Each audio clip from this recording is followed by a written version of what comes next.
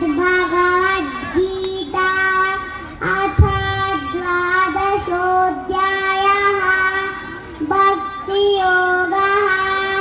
अर्जुन उवाच एवं सततयुक्ताये भक्तास्तां पर्युपासते ये चाप्यक्षरम् अव्यक्तं तेषां के योगवित्तमाः। श्रीभगवानुवाच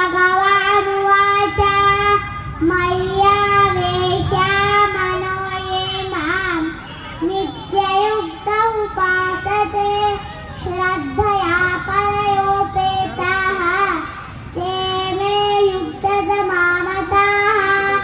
एतक्षरमनिर्देशम् अव्यक्तं पर्युपासते सर्वत्र गमचिन्त्यं च कूटस्थमचलं ध्रुवं संयम्येन्द्रियग्रामं सर्वत्र समबुद्धयः ते प्राप्नुवन्ति मामेव सर्वभूतहिते रताः।